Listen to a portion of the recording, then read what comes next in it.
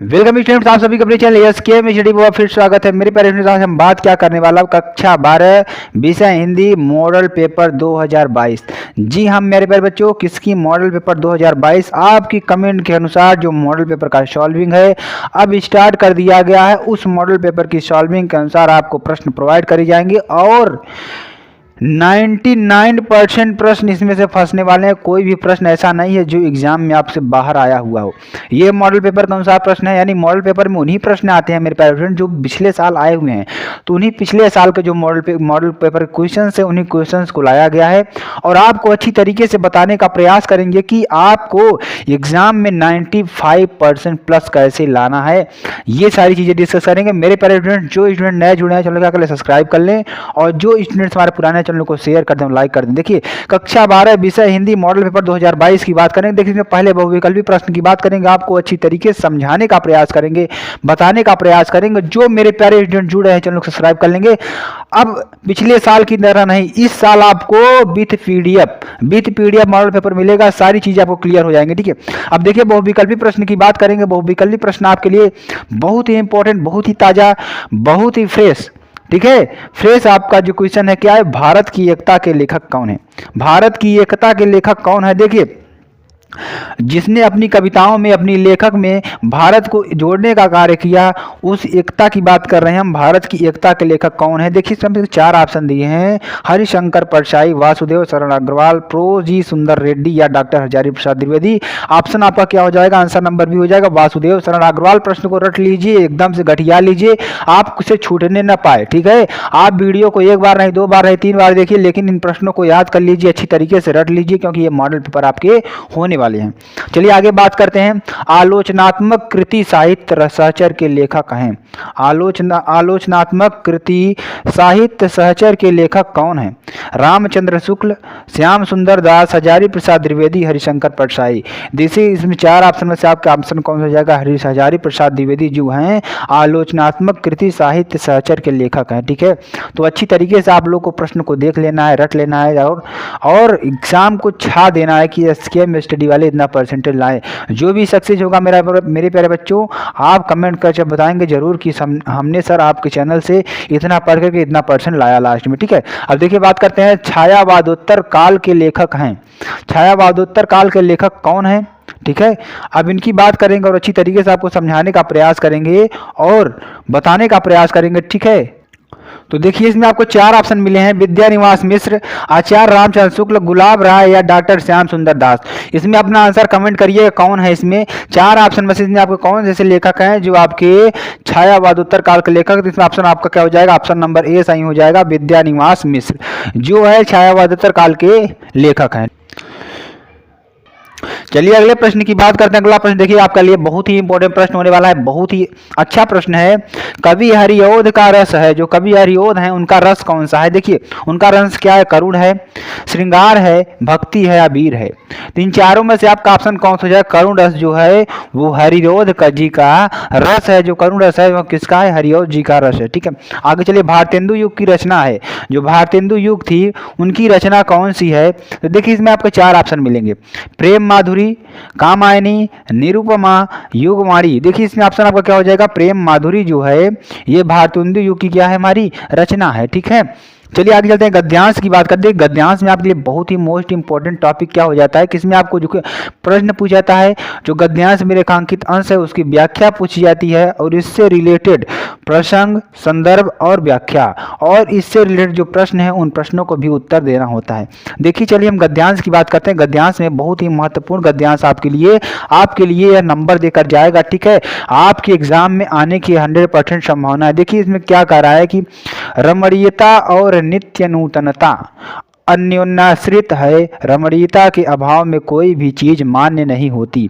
नित्य नूतनता किसी भी सृजक की मौलिक उपलब्धि की प्रामाणिकता सूचित करती है और उसकी अनुपस्थिति में कोई भी चीज वस्तुतः जनता व समाज के द्वारा स्वीकार्य नहीं होती, ठीक है।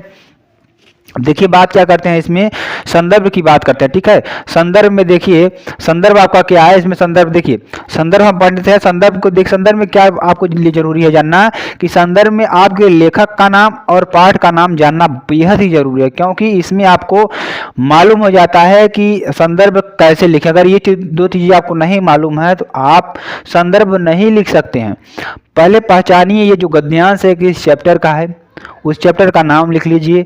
उसके बाद ये पहचानिए कि इस चैप्टर को लिखा किसके द्वारा गया है, उसको आपको भी जानना जरूरी है। तो मेरे प्यारे स्टूडेंट देखिए, आपको क्या करना है कि प्रस्तुत गद्यांश, ठीक है, जो गद्यांश हमारे सामने प्रस्तुत है वो हमारी पाठ्य पुस्तक गद्य गरिमा के, किससे, गद्य गरिमा में संकलित प्रोफेसर जी सुंदर रेड्डी द्वारा लिखित भाषा और आधुनिकता निबंध से लिया गया। किससे, निबंध है, यह एक प्रकार का क्या है, निबंध है। भाषा और आधुनिकता क्या है हमारा, एक प्रकार से निबंध की श्रेणी में आता है और इसी से लिया गया है। मेरे प्यारे स्टूडेंट ठीक है, आपको अच्छी तरीके से सारी चीजें क्लियर हो जाएंगी। और देखिए बात क्या करेंगे, अब इसके उत्तर की बात करेंगे और इसके प्रसंग की बात करेंगे, उसके व्याख्या की बात करते हैं, ठीक है। तो चलिए देखिए इसमें प्रसंग की बात करते हैं। प्रसंग में देखिए, प्रस्तुत गद्यांश में लेखक ने भाषा के विकासशील स्वरूप को, किसकी, विकासशील स्वरूप को स्पष्ट करते हुए उसमें नवीनता को आवश्यक माना है। किसमें, यानी कि जो हमारे भाषा के विकासशील स्वरूप में, ठीक है, जैसे कि आप कह दें कि जो भाषा का विकासशील स्वरूप को स्पष्ट करते हुए, किस, ठीक है, बात क्या करेंगे इसमें, देखिए विकासशील स्वरूप को स्पष्ट करते हुए उसमें नवीनता को आवश्यक माना है। किसको, नवीनता को आवश्यक माना है। चलिए आपको प्रसंग भी समझ में आ गया। अब प्रसंग की बाद हम बात करते हैं व्याख्या की। व्याख्या में देखिए क्या लिखने वाले हैं, कैसे लिखने वाले हैं, उसको भी आपको बताने का प्रयास करते हैं। और जो भी नए स्टूडेंट्स हमारे जुड़ रहे हैं चैनल का कर लें, सब्सक्राइब कर लें, और जो भी हमारे नए पुराने स्टूडेंट्स हैं चैनल को शेयर कर दें और लाइक कर दें। और जो स्टूडेंट्स हमारे लास्ट तक बने रहेंगे उनको लास्ट में बहुत ही इम्पोर्टेंट पद्यांश का जो प्रश्न उत्तर है बताया जाएगा, क्योंकि वह एग्ज़ाम में आने की 100% चांस है। इसलिए सभी बच्चों को लास्ट तक बने रहने की ज़रूरत है।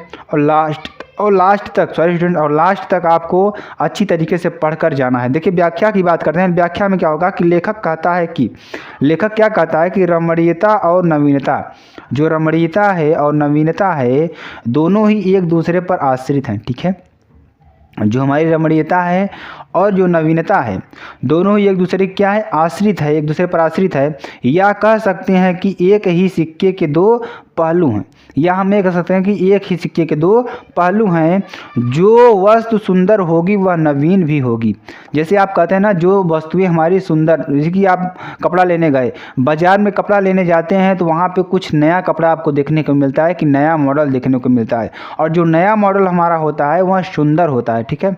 सुंदर भी हो सकता है, खराब भी हो सकता है, आपकी इच्छा के अनुसार। अगर वह सुंदर लग रहा है तो सुंदर आपको दिखेगा, अगर वह खराब है तो आप कहेंगे खराब है, ये मॉडल बेकार है। लेकिन जहाँ तक मेरे प्यारे स्टूडेंट मेरा अनुमान है कि जो भी नई चीज़ें आपके लिए आपके सामने प्रेस की जाती हैं वो पुरानी चीज़ों से बेटर आपको दी जाती हैं, ठीक है।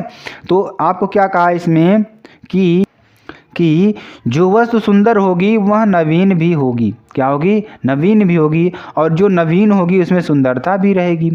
जाहिर सी बात है कि जो नवीन होगी उसमें क्या होगी, सुंदरता भी रहेगी। अब देखिए आगे क्या बात करेंगे, सुंदरता के बिना कोई भी वस्तु महत्वपूर्ण हो सकती नहीं हो सकती। सुंदरता के बिना कोई भी वस्तु महत्वपूर्ण नहीं हो सकती, यानी कि अगर कोई वस्तु सुंदर नहीं है तो उसे आप स्वीकार नहीं करेंगे। यही कह रहे हैं कि सुंदरता के बिना कोई भी वस्तु महत्वपूर्ण नहीं हो सकती और न ही उसको मौलिकता की मान्यता मिल सकती है। किसकी, मौलिकता की मान्यता मिल सकती है। आप जानते होंगे कि जो मिस यूनिवर्स विश्व की सुंदरी का रिकॉर्ड जो है वो दिया जाता है कि हर साल कोई ना कोई दूसरा ही व्यक्ति आता है, पुराना वाला छूट जाता है, क्योंकि पुराने वाले से बेटर सुंदर कोई आ जाता है तो उसको वो अवार्ड मिल जाता है।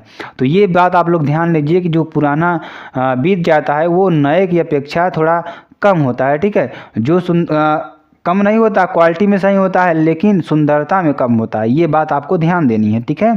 अब देखिए, किसी कलाकार या रचनाकार की रचना में व्याप्त नवीनता ही उसकी मौलिकता का सबसे बड़ा प्रमाण है। देखिए क्या बात करते हैं, किसी कलाकार या रचनाकार की रचना में व्याप्त नवीनता ही उसकी मौलिकता का सबसे बड़ा प्रमाण है। देखिए अगर आप इस धरती पर जन्म लिए हैं, तो अपने नए नए कार्यों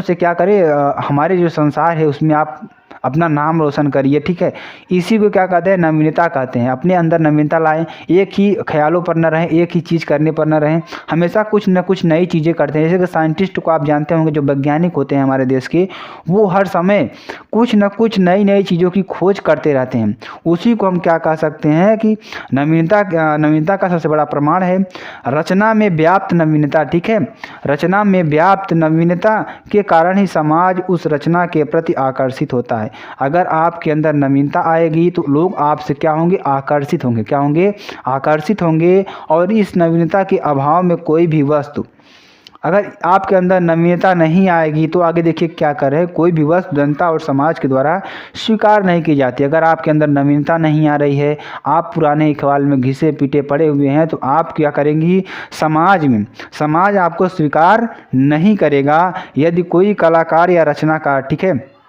यदि कोई कलाकार या रचनाकार अपनी रचना में नवीन और मौलिक दृष्टि नहीं दे सकता, यदि कोई भी व्यक्ति है, ठीक है, कोई भी जो हमारा लेखक है या वैज्ञानिक है, अपनी चीज़ों से रचना नहीं दे सकता, नवीन और मौलिक दृष्टि से नहीं दे सकता, तो उस रचना को सामाजिक स्वीकृति नहीं मिल पाती। जैसे स्टूडेंट्स, आपको हम नई नई चीज़ें प्रोवाइड करते हैं, आपको कहते हैं कि आप जो देखिए, जो हमारा मोटिवेट वाला सेक्शन था, आपको अच्छी तरीके से समझाते हैं। और जो हमारे मॉडल पेपर्स अभी स्टार्ट हो गए हैं, तो मॉडल पेपर भी नवीन है आपके लिए भी, तो ये चीज़ें आपकी नवीनता देंगे, तो आप आकर्षित होंगे कि हाँ सर, यहाँ पे कुछ अच्छी चीज़ें मिल रही हैं, तो आप एसकेएम मैथमेटिक्स जुड़ने का प्रयास करेंगे। क्योंकि आप इसलिए जुड़ेंगे क्योंकि इस चैनल में आपको नवीनता मिलेगी, कुछ ना कुछ नई चीज़ें सीखने को मिलेंगी, इसलिए आपको यहाँ से जुड़ने से फ़ायदा मिलेगा। तो इंसान उसी की तरफ जाता है जहाँ पे फ़ायदा हमें मिलता है। फ़ायदा एक तरीके से कह दें कि हम पे सक्सेस होने के लिए जहाँ फ़ायदा मिले, हमें जहाँ से कुछ अर्निंग हो वहाँ से मिले, या कुछ नई चीज़ जानने के लिए हमें जहाँ फ़ायदा हो हम वहाँ जाते हैं। तो ये चीज़ें आपको बहुत ही आकर्षित करने वाली हैं। जो मॉडल पेपर का सॉल्विंग है, हम आपको बेहतर ढंग से बताते चलेंगे, और क्वेश्चन वाइज, ठीक है, जितने भी क्वेश्चंस आपके एग्जाम में पूछे गए हैं पिछले साल, उन सब क्वेश्चंस को आपको सॉल्व करा दिया जाएगा। बस आप हमारे साथ बने रहिए, ठीक है। बहुत ही इंपॉर्टेंट वीडियो होने वाली है। आपको बस बता दें कि आप हमारे साथ जुड़ना बहुत ज़्यादा आवश्यक हो जाता है, इसलिए क्योंकि यहाँ पे आपको सारे मॉडल पेपर को पढ़ने की ज़रूरत नहीं पड़ेगी और आपको तैयार करा दिया जाएगा, ठीक है। अब इस पद्यांश में बात कर लेते हैं, जो हमारा काव्यगत जो सौंदर्य है, इसकी जो साहित्यिक सौंदर्य है, जो पद्यांश होता है मेरे पेरेंट्स में क्या होता है, काव्यगत सौंदर्य होता है। जो हमारा जो गद्यांश होता है इसमें साहित्यिक सौंदर्य होता है, ठीक है। अब देखिए भाषा की बात करते हैं, इसमें भाषा आपकी कौन सी यूज की है, परिमार्जित, प्रवाहपूर्ण और खड़ी बोली का उपयोग किया गया है, ठीक है। अब शैली की बात करते हैं, शैली इसमें विवेचनात्मक शैली आपकी यूज की गई है। शब्द शक्ति की बात करते हैं, शब्द शक्ति में आपकी लक्षणा यूज की गई है। और देखिए विचार षष्ठों की बात कर लेते हैं, तो विचार षष्ठों में आपका लेखक ने स्पष्ट किया है कि वही भाषा श्रेष्ठ होगी जो युग के अनुरूप भावों को ग्रहण कर सके। यानी कि लेखक ने स्पष्ट किया है कि आप वही भाषा श्रेष्ठ हो सकती है आपके समाज में जो युग के अनुरूप भावों को ग्रहण कर सके। जैसे कि आप देहात में रह सकते हैं, गांव में रहते हैं, तो अगर यहाँ पे अगर कोई अंग्रेजी बोले या फ्रेंच भाषा बोले तो आप उसको नहीं समझ स्वीकार कर पाएंगे कि क्या बोल रहा है, कैसे बोल रहा है। तो ठीक है, तो आपको ये चीज़ें ध्यान देनी होंगी। आपको जैसा देश है वैसे के हिसाब से आपको रहना होगा। आपको परिवर्तन अपनी उन चीज़ों में लाना होगा कि आपको समाज से कुछ हट कर काम करना होगा, ठीक है। अब देखिए लेखक के अनुसार, अब देखिए इसमें जो प्रश्न आते हैं, प्रश्नों को आपको ले कर आ गया हूँ कि लेखक के अनुसार जिन रचना को समाज में स्वीकृति नहीं मिल पाती, ठीक है, उसे क्या कहते हैं। ठीक है, देखिए इसमें क्या कहा है कि लेखक के अनुसार नवीनता के अभाव में कोई भी वस्तु जनता और समाज के द्वारा स्वीकार नहीं की जाती, क्योंकि यदि कोई रचनाकार अपनी रचना में नवीन और मौलिक दृष्टि का अभाव रखता है तो उस रचना को सामाजिक स्वीकृति नहीं मिल पाती, ठीक है। तो देखिए अब हम आपको इसमें से आपको सीख क्या मिलती है कि हमें कुछ ना कुछ हमेशा नया सीखते रहना चाहिए, ठीक है। हमेशा कुछ ना कुछ नया सीखते रहना चाहिए। चलिए आगे बात करते हैं पद्यांश की, जो आपके लिए बहुत ही इंपॉर्टेंट हो जाता है। देखिए जो आपके सामने पद्यांश प्रस्तुत किया गया है, इसमें आपको देखिए दो तरीके से प्रश्न पूछा जाता है। पहला प्रश्न आपको यह पूछा था कि इसका जो व्याख्या है, संदर्भ है, प्रसंग है, ये सब चीज़ें करिए, या अथवा में आपको ये पूछा जाता है कि इससे रिलेटेड जो प्रश्न पूछे जा रहे हैं आपको उन प्रश्नों का उत्तर देना है। तो मेरे पेरेंट्स आपको चैनल के बाद फिर शेयर कर देना है। इसकी पीडीएफ आपको SKM टेलीग्राम चैनल पर मिल जाएगी। देखिए, समर्पण लो सेवा का सार, सजल संस्कृति का यह पतवार, आज से यह जीवन उत्सर्ग, इसी पद तल में विगत विकार, बनो संस्कृति के मूल रहस्य, तुम्ही से फैलेगी यह बेल, विश्व भर सौरभ में भर जाए। और देखिए, सुमन के खेलो सुंदर खेल। अब देखिए, इससे रिलेटेड जो प्रश्न पूछा है उन प्रश्नों का उत्तर देने का हम प्रयास करेंगे। आपको नीचे दिया जाएगा, उपर्युक्त पद्यांश को पढ़कर निम्नलिखित प्रश्नों के उत्तर दीजिए। समर्पण लो सेवा का सार किसने किससे कहा है? जो समर्पण लो सेवा का सार है वह किसने किससे कहा है? देखिए, आपको हम बताने का प्रयास करेंगे। समर्पण लो सेवा का सार यह श्रद्धा ने मनु से कहा है। जो श्रद्धा है वो मनु से क्या कहती है कि समर्पण लो सेवा का सार कहा है कि वह स्वयं को मनु की जीवन संगिनी के रूप में स्वीकार कर लेने की इच्छा व्यक्त करती हैं। उसने क्या कहती हैं कि वह स्वयं क्या कहती हैं कि मनु को जीवन संगिनी के रूप में स्वीकार करने की इच्छा प्रकट करती हैं। ठीक है, चलिए आगे चलते हैं। यानी कि पत्नी बनने की इच्छा जाहिर करती हैं इसमें। ठीक है, बनो संस्कृति के मूल रहस्य किसके लिए कहा गया है? ये जो बात कही गई है किसके लिए कही गई है मेरे प्यारे फ्रेंड्स, आपको चलिए बताते हैं हम इसमें। बनो संस्कृति के मूल रहस्य मनु के लिए कहा गया। किसके लिए? मनु के लिए कहा गया है। श्रद्धा मनु से स्वयं को पत्नी के रूप में स्वीकार कर इस निर्जन संसार में मानव की उत्पत्ति का मूलधार बनने का आग्रह करती हैं। ठीक है, यानी कि क्या कहती हैं कि आप हमारी श्रद्धा जो है वो मनु से, यानी कि जो मनु से कहती हैं। ठीक है, श्रद्धा ने मनु से कहा, जो श्रद्धा है मनु से कहती हैं कि आप हमें पत्नी के रूप में स्वीकार करिए और इस संसार को आगे ले जाने का हम दोनों प्रयास करते हैं। यही बात इसमें कही गई है। तो मेरे प्यारे स्टूडेंट्स, आपको यह वीडियो कैसी लगी आप कमेंट कर जरूर बताएंगे। कौन सा पार्ट आपको अच्छा लगा ये भी आपको बता देना है। फिर मिलते हैं नेक्स्ट वीडियो में नए टॉपिक के साथ। जय हिंद, जय भारत।